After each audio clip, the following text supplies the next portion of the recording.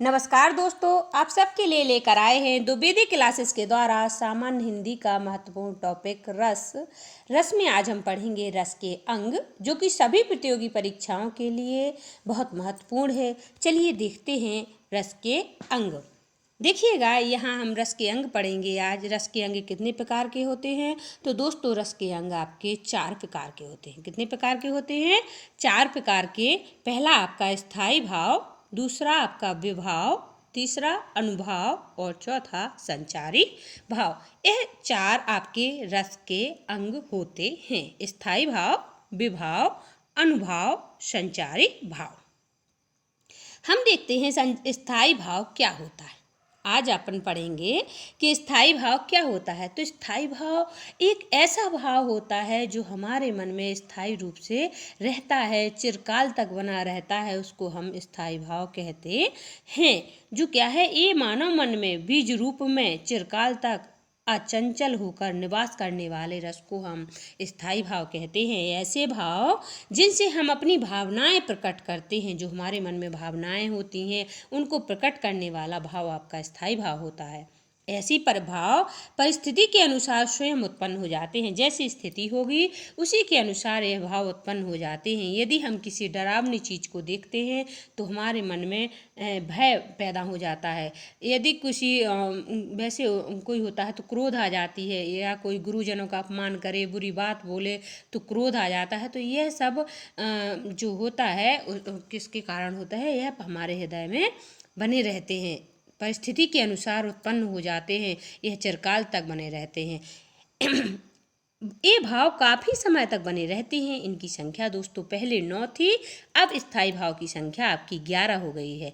स्थायी भाव को ही हम क्या कहते हैं? स्थायी भाव को हम प्रधान भाव कहते हैं। और प्रधान भाव वही हो सकता है जो रस की अवस्था तक पहुंचता है। यानी कि स्थायी भाव हमें रस की अवस्था तक पहुंचाता है। स्थायी भाव को हम प्रधान भाव कहते हैं। या फिर हम कहें कि स्थायी भाव हमें क्या करता है? ऐसे भाव जिनसे हम अपनी भावनाएं प्रकट करते हैं, और ये भाव परिस्थिति, जैसी परिस्थिति होगी उसी के अनुसार ये भाव उत्पन्न हो जाते हैं, स्थायी भाव कहलाते हैं।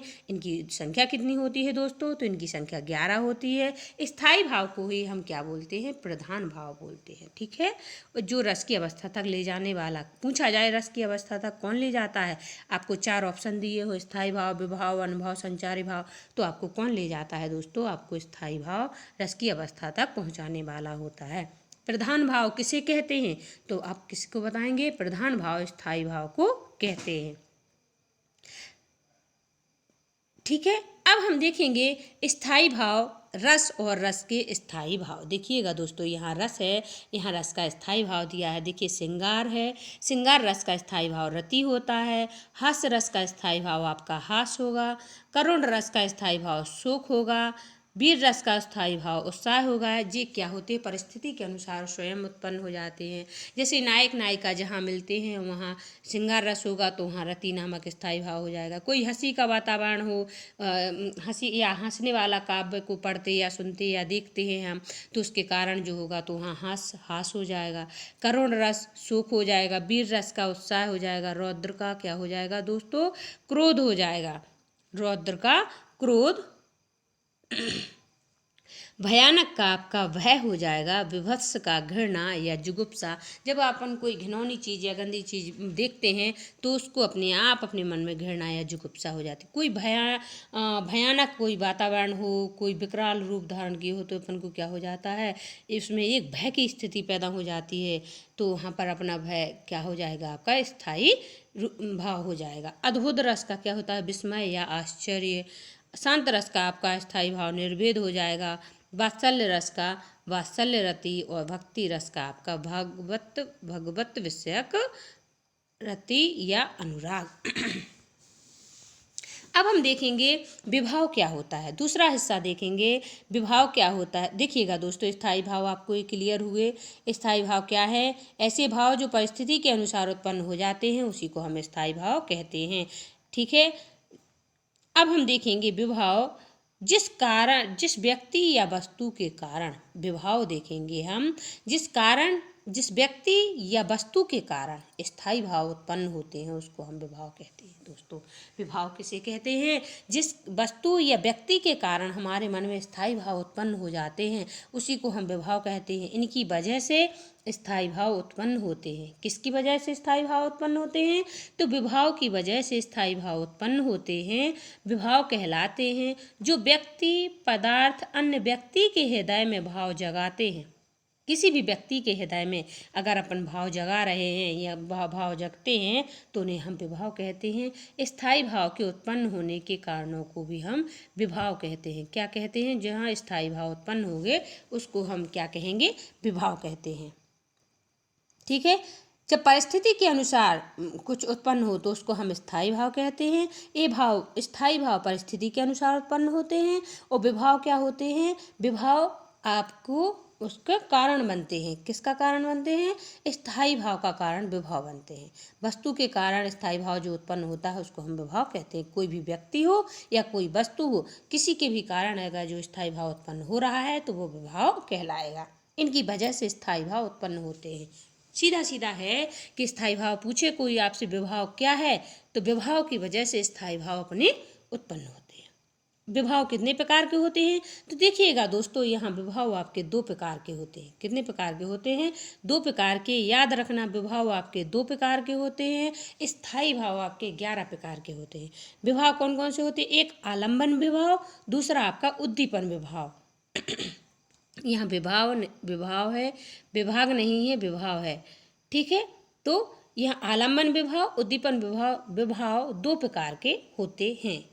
हम इसमें पढ़ेंगे आलम्बन विभाव क्या होता है। तो जिसका सहारा पाकर स्थायी भाव जागते हैं वह आलम्बन विभाव कहलाता है। जैसे कि नायक नायिका, नायक नायिका जिसके कारण स्थायी भाव जागता है, जिसका सहारा पाकर स्थायी भाव जागता है उसको हम आलम्बन विभाव कहते हैं। जैसे कि नायक नायिका। आलम्बन विभाव क्या है? जिसका सहारा पाकर स्थायी भाव जागे वह आलम्बन विभाव है। जैसे नायक नायिका। आलम्बन विभाव भी दोस्तों यहाँ कितने प्रकार का होता है? तो आलम्बन विभाव भी हम देखेंगे कि आलम्बन विभाव यहाँ 2 प्रकार का होता है। कितने प्रकार का होता है? 2 प्रकार का। आश्रय आलम्बन और विषय आलम्बन। आलम्बन 2 प्रकार का होता है, आश्रय आलम्बन, विषय आलम्बन। आपका यहाँ जो दिया था आलम्बन क्या था? यहाँ नायक नायिका आलम्बन थे जिसका सहारा पाकर स्थायी भाव जागते हैं, आलम्बन विभाव कहलाता है। अब हम देखेंगे कि आलम्बन विभाव 2 प्रकार का होता है, आश्रय आलम्बन, विषय आलम्बन। देखिएगा दोस्तों, आश्रय आलम्बन क्या कहलाता है? आश्रय आलम्बन, आश्रय आलम्बन के मन में भाव जागते हैं तो वह आश्रय आलम्बन कहलाता है। जिसके मन में भाव जागे, जिसके मन में, आश्रय के मन में भाव जाग रहे, जैसे राम के मन में सीता के प्रति रति नामक भाव जगने के कारण यहाँ राम आश्रय हो जाएंगे और सीता आपकी विषय हो जाएंगी। तो आश्रय के मन में, आश्रय यहाँ कौन है? आश्रय यानी राम के मन में भाव जागते हैं तो राम यहाँ आश्रय आलम्बन। और किसके कारण भाव जाग रहे हैं? जिसके कारण मन में भाव जागते हैं उसको हम विषय आलम्बन कहते हैं। दूसरा आपका है विषय आलम्बन। तो जिसके कारण दोस्तों मन में भाव जागते हैं उसको हम विषय आलम्बन कहते हैं। जिसके मन में भाव जागे वह आश्रय आलम्बन और जिसके कारण मन में भाव जागते हैं वह विषय आलम्बन होता है। यहाँ राम के मन में सीता के प्रति रति का भाव जागता है तो राम यहाँ आपके आश्रय आलम्बन। क्वेश्चन पूछा जाता है तो यहाँ राम क्या हो जाएंगे? आश्रय आलम्बन। और सीता जी आपकी यहाँ क्या हो जाएंगी दोस्तों? सीता जी आपकी विषय हैं, विषय आलम्बन हैं। क्योंकि सीता के कारण मन में भाव जाग रहे हैं तो सीता विषय आलम्बन और राम यहाँ आपके आश्रय आलम्बन हो जाएंगे। अर्थात राम आश्रय, सीता विषय। ठीक है। राम क्या है? आपके आश्रय हैं, सीता आपकी विषय है। अब हम देखेंगे उद्दीपन विभाव क्या होता है। उद्दीपन विभाव आपका क्या होता है? इसमें क्या होता है? जिन वस्तुओं या परिस्थितियों को देखकर स्थायी भाव और तीव्र हो जाए, स्थायी भाव को ज़्यादा बढ़ावा मिल जाए तो उसको हम क्या कहते हैं? उद्दीपन विभाव। जिन वस्तुओं या परिस्थितियों को देखकर स्थायी भाव तीव्रतर हो जाता है और ज़्यादा बढ़ जाता है उसको उद्दीपन विभाव कहते हैं। जैसे एकांत स्थल की शारीरिक चेष्टाएं, नायक नायिका की एकांत स्थल की शारीरिक चेष्टाएं हो गई, सुहावना वातावरण हो, उद्यान वगैरह, बगीचा, प्रकृति आदि, यह आपके उद्दीपन विभाव कहलाते हैं। हम यहाँ देखेंगे आपका उद्दीपन विभाव के भेद। तो देखिएगा दोस्तों, उद्दीपन विभाव यहाँ कितने प्रकार का होता है। उद्दीपन विभाव के भेद होते हैं 4 प्रकार के। कितने प्रकार के होते हैं? उद्दीपन विभाव के भेद 4 होते हैं। आलंबन के गुण, नंबर 2 आलंबन की चेष्टाएं, नंबर 3 आलंबन का अलंकार, नंबर 4 तटस्थ। तटस्थ, यह है आपके 4 उद्दीपन विभाव के भेद हुए। ठीक है, अब हम देखेंगे यहाँ पर अनुभाव क्या कहलाता है।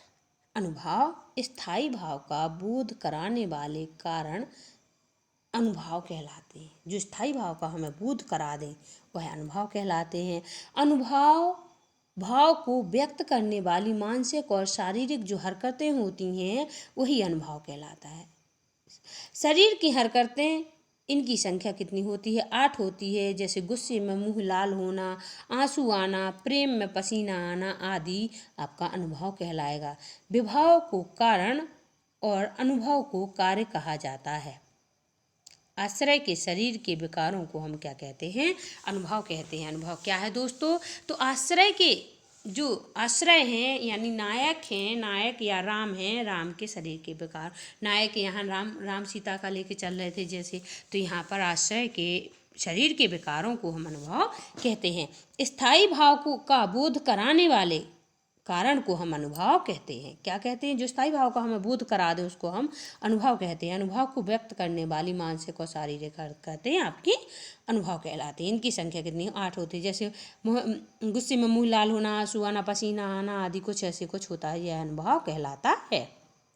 अनुभव का अर्थ भाव के पीछे उत्पन्न होने वाला जो भाव होता है, भाव के पीछे उत्पन्न होने वाला आपका अनुभव कहलाता है। ठीक है, अनुभव के भेद दोस्तों यहाँ 4 प्रकार के होते हैं। कितने प्रकार के होते हैं? 4 प्रकार के। एक कायक, वाचिक, आहार्य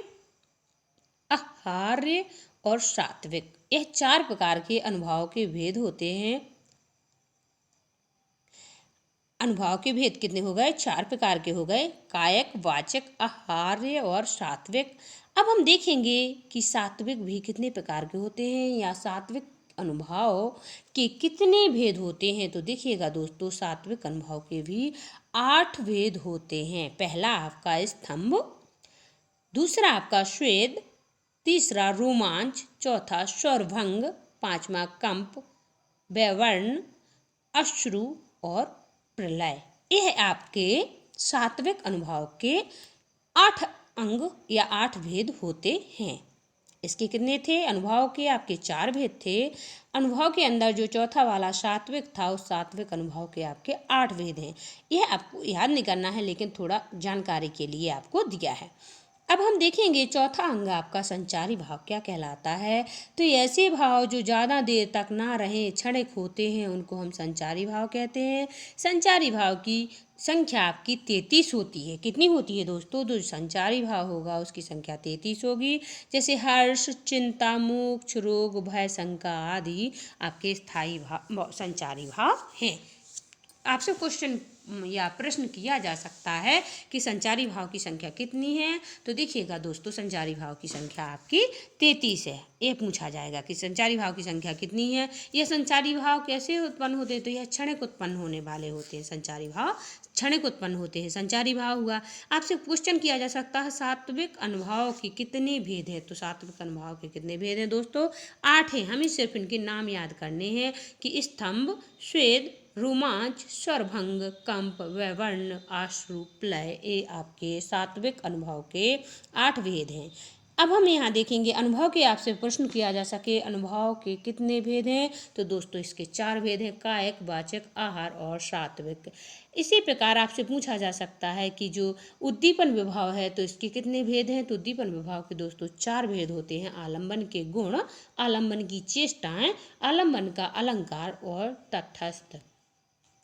अब यहाँ दे आपसे पूछा जा सकता है कि ये आलम्बन विभाव के कितने भेद होते हैं। तो आलम्बन विभाव दोस्तों दो प्रकार का होता है, आश्रय आलम्बन, विषय आलम्बन। आश्रय आलम्बन यहाँ राम होंगे, विषय आलम्बन आपकी सीता हो जाएंगे, क्योंकि राम और सीता, राम को सीता को देखकर राम के मन में रति नामक भाव जागने के कारण यहाँ राम आश्रय हो जाएंगे, सीता विषय आलम्बन हो जाएंगे। विभाव के यहाँ कितने भेद होते हैं। तो देखिएगा दोस्तों, विभाव के यहाँ दो भेद होते हैं, आलम्बन विभाव, उद्दीपन विभाव। तो इस प्रकार हमें यह याद करने हैं। अंग कितने प्रकार के होते हैं। रस के अंग 4 प्रकार के होते हैं। आपसे पूछा जाए स्थायी भाव कितने होते हैं, तो 11 होते हैं। विभाव आपके 2 प्रकार के होते हैं। मैं एक बार रिपीट करके आपको फिर से याद करा रही हूँ कि क्वेश्चन यहाँ से बनते हैं। आपसे पूछा जा सकता है आलम्बन विभाव कितने प्रकार के, दोस्तों 2 प्रकार के होते हैं। इस प्रकार है आपके पूछे जाएंगे। अब हम देखेंगे इन रस के अंगों से संबंधित कुछ महत्वपूर्ण प्रश्न जो कई बार पेपर में रिपीट होकर आए हैं। हम इन प्रश्नों को लेकर चलते हैं। देखते हैं प्रश्न क्रमांक 1, विभाव का अभिप्राय उन वस्तुओं और विषयों के वर्णन से है। किन वस्तुओं और विषयों के वर्णन से है। तो विभाव का अभिप्राय उन वस्तुओं और विषयों के वर्णन से है। ऑप्शन नंबर 1, जिसके प्रति किसी प्रकार का भाव या असंवेदना हो। तो यह असंवेदना इसमें नहीं होगी दोस्तों, यह पहला वाला ऑप्शन गलत है। जिसके प्रति किसी प्रकार का अभाव, यह भी नहीं होगा अभाव वाला। जिसके प्रति किसी प्रकार का भाव या संवेदना नहीं दिया है तो ये भी नहीं होगा। इसका सही आंसर होगा ऑप्शन नंबर डी, जिसके प्रति किसी प्रकार का भाव या संवेदना होती है उसको हम विभाव कहते हैं। भाव या संवेदना कैसे होगी दोस्तों, नायक और नायिका एक दूसरे भाव और संवेदना ही तो होती है, तो इसमें विभाव होगा। विभाव का अभिप्राय उन वस्तुओं और विषयों से है जिसके प्रति किसी प्रकार का भाव या संवेदना होती है। तो इसका सही आंसर होगा ऑप्शन नंबर डी, इसका सही आंसर होगा। नेक्स्ट देखेंगे, जो भाव मन में स्थायी रूप से स्थित रहता है उसको क्या कहते हैं। तो देखिएगा दोस्तों, जो भाव स्थायी रूप से रहेगा उसको हम क्या कहेंगे। जो भाव स्थायी रूप से रहता है उसको हम स्थायी भाव कहते हैं। जो भाव स्थायी रूप से रहता है उसको हम क्या कहते हैं, स्थायी भाव। तो इसका सही आंसर होगा ऑप्शन नंबर 1, स्थायी भाव। नेक्स्ट देखते हैं हम प्रश्न क्रमांक 3, जिन वस्तुओं को देखकर स्थायी भाव उत्पन्न होने लगते हैं।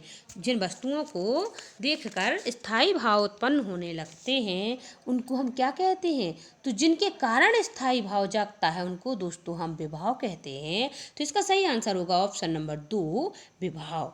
क्या होता है, जिन वस्तुओं को देखकर स्थायी भाव उत्पन्न होता है या जिनके कारण स्थायी भाव उत्पन्न होता है। तो किसके कारण स्थायी भाव होता है आपका उत्पन्न, स्थायी भाव आपका दोस्तों विभाव के कारण उत्पन्न होता है। इसका सही आंसर होगा ऑप्शन नंबर 2, विभाव।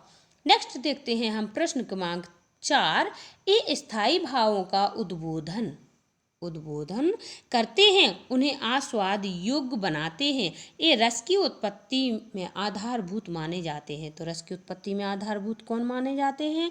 तो रस की उत्पत्ति में दोस्तों आधारभूत विभाव ही माने जाते हैं। विभाव के कारण ही स्थायी भाव उत्पन्न होता है। तो क्या होता है, स्थायी भावों का उद्बोधन करते हैं। तो कौन करता है, उन्हें आस्वाद योग्य बनाते हैं। ठीक है, तो यह क्या हो जाएगा आपका, इसका सही आंसर होगा ऑप्शन नंबर 2, विभाव। देखिएगा दोस्तों, इन प्रश्नों को करते चलिएगा, यह कई बार रिपीट होकर पेपरों में आए हुए हैं। यह लेखपाल और पटवारी आदि परीक्षाओं के प्रश्न पत्रों से पूछ लिए गए प्रश्न हैं, इसलिए इनको अच्छे तरीके से कर लीजिए। स्थायी भावों का उद्बोधन कौन करते हैं या स्थायी भाव किन के कारण उत्पन्न होते हैं। तो विभाव इसका सही आंसर होगा ऑप्शन नंबर 2, इसका सही आंसर होगा। नेक्स्ट प्रश्न क्रमांक 4 रिपीट हो गया है, तो इसका सही आंसर वही आपका ऑप्शन नंबर 2, विभाव होगा। नेक्स्ट देखते हैं हम प्रश्न क्रमांक 5, ये मानव मन में बीज रूप में चिरकाल तक अचंचल होकर निवास करते हैं, ये संस्कार या भावना के घोतक होते हैं। इसके बारे में कहा गया, किसके बारे में बताया गया। तो मानव मन में बीज रूप में चिरकाल तक जो अचंचल, चिरकाल तक जो स्थायी रूप से रहते हैं, काफ़ी लंबे समय तक बने रहते हैं, चिरकाल तक रहते हैं, उनको हम क्या कहेंगे दोस्तों। तो जो चिरकाल तक रहते हैं स्थायी रूप से उनको हम क्या कहते हैं, स्थायी भाव कहते हैं। इसका सही आंसर होगा ऑप्शन नंबर 1, स्थायी भाव। जो अचंचल होकर निवास करते हैं, मतलब जल्दी नष्ट नहीं होते, जल्दी नहीं जाते हैं, लंबे समय तक जो बनी रहते हैं, उनको हम स्थायी भाव कहते हैं। नेक्स्ट देखते हैं हम क्वेश्चन नंबर 6, संचारी भाव क्या कहलाता है। तो देखिएगा दोस्तों, संचारी भाव तो आपका वही होगा, वह भाव जो केवल थोड़ी देर के लिए स्थायी भाव को पुष्ट करने के लिए निमित्त सहायक रूप में आते हैं और लुप्त हो जाते हैं। जो थोड़ी देर के लिए उत्पन्न हो उनको हम संचारी भाव कहते हैं। तो इसका सही आंसर होगा ऑप्शन नंबर 1, वह भाव जो केवल थोड़ी देर के लिए स्थायी भाव को पुष्ट करने के लिए निमित्त सहायक रूप में आते हैं और लुप्त हो जाते हैं, उन्हीं को हम संचारी भाव कहते हैं। किनको कहते हैं संचारी भाव? वह भाव जो केवल थोड़ी देर के लिए स्थायी भाव को पुष्ट करने के लिए निमित्त सहायक रूप में आते हैं और लुप्त हो जाते हैं, संचारी भाव कहलाते हैं। इसका सही आंसर होगा ऑप्शन नंबर 1। नेक्स्ट देखेंगे हम प्रश्न क्रमांक 7, अनुभव किसे कहते हैं या अनुभव कहते हैं। अनुभव क्या है? तो रति, हास, शोक आदि स्थायी भावों को प्रकाशित या व्यक्त करने की जो आश्रय की चेष्टाएं होंगी, वही आपका अनुभव कहलाता है। तो इसका सही आंसर होगा ऑप्शन नंबर 1, रति, हास, शोक आदि स्थायी भावों को प्रकाशित या व्यक्त करने वाली आश्रय की चेष्टाएं। किसकी चेष्टाएं? आश्रय की चेष्टाएं। तो इसका सही आंसर होगा ऑप्शन नंबर 1 सही होगा। देखिएगा इसमें 2 क्यों नहीं होगा? रति, हास, शोक आदि स्थायी भावों को प्रकाशित या व्यक्त करने वाली आश्रय, यहाँ चेष्टाएं नहीं दिया है, इसलिए यह नहीं होगा। रति, शोक तो यहाँ संचारी भाव के लिए तो है नहीं है, संचारी भाव को प्रकाशित या व्यक्त करने वाला तो है नहीं है, संचारी भाव अकेला थोड़ी, क्योंकि अनुभव के बारे में पूछा गया है। यहाँ आपका स्थायी भाव दिया है, स्थायी भावों को प्रकाशित या व्यक्त करने के लिए तो होगा नहीं, तो यह भी नहीं होगा। इसका सही आंसर होगा ऑप्शन नंबर 1, रति, हास, शोक आदि स्थायी भावों को प्रकाशित या व्यक्त करने वाली आश्रय की चेष्टाएं। नमस्कार दोस्तों, मिलेंगे अब नेक्स्ट वीडियो में।